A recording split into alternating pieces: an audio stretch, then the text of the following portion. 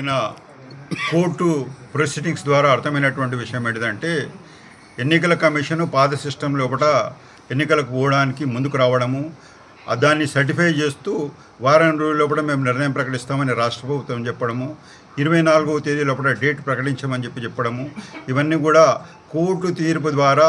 మేము విధిలేని పరిస్థితి లోపల ఎన్నికలకు పోతున్నామనేటటువంటి ఒక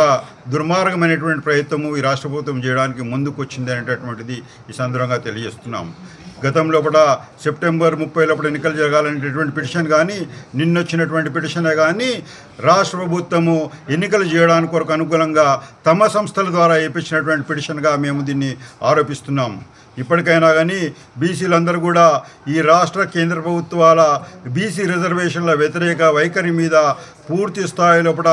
ఉద్యమ స్వరూపాన్ని డెవలప్ చేసుకొని దీన్ని ఉద్యమిత రూపంలో తీసుకురావస్తే తప్ప ఈ రాష్ట్ర కేంద్ర ప్రభుత్వాలు ఉంగే అనేటటువంటి విషయాన్ని మీరు గమనించుకొని రాబోయే రోజు లోపల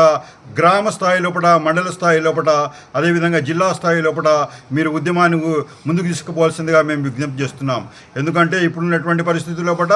ఏవైతే ఉద్యమ శక్తులు ఉన్నాయో ఈ ఉద్యమ శక్తులు ఏంటిదని కూడా కేంద్ర రాష్ట్ర ప్రభుత్వాలు అనుకూలంగా ఉన్నాయనేటటువంటి పరిస్థితుల్లో పట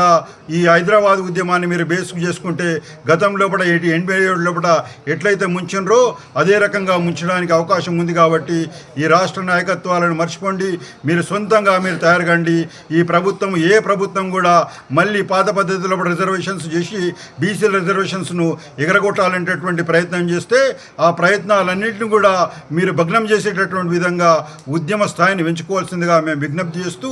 దాంట్లో భాగంగా ఈ నెల 22న నిజామాబాద్లో అదేవిధంగా 30లో మహబూబ్నగర్ లోపల బహిరంగ సభలు ఏర్పాటు చేస్తున్నామని, అదేవిధంగా ఈ నెల 9న గద్వాల లోపల, అదేవిధంగా ఈ నెల 27న సూర్యాపేట లోపల సదస్సులు ఏర్పాటు చేస్తున్నామని చెప్పి తెలియజేస్తూ రాబోయే రోజుల లోపల ఏదైతే చాలా కష్టం తర్వాత వచ్చింది, 40 సంవత్సరాల తర్వాత వచ్చినటువంటి వాతావరణం ఇది. ఇప్పుడు ఇట్లా పోగొట్టుకుంటే మళ్ళొక 40 సంవత్సరాలు బీసీలు ఎదురు చూడాల్సినటువంటి దుస్థితి వచ్చింది. రాజ్యాంగం మనకు ఎస్సీ ఎస్టీలతో పాటు బీసీలకు కూడా రిజర్వేషన్లు కల్పించే అవకాశం ఇచ్చినా కానీ 75 సంవత్సరాలుగా ఈ అప్పర్ కాస్ట్ను మేపుకుంటా ప్రభుత్వాలన్నీ కూడా అప్పర్ కాస్టే కాబట్టి రకరకాలుగా మోసాలు చేస్తున్నాయి. ఈ మోసాలను భగ్నం చేయడానికి కొరకు ఈ రోజు ఇచ్చినటువంటి ఈ ఉద్యమాన్ని ఉద్యమ శక్తుల నుంచి రక్షించుకుంటూ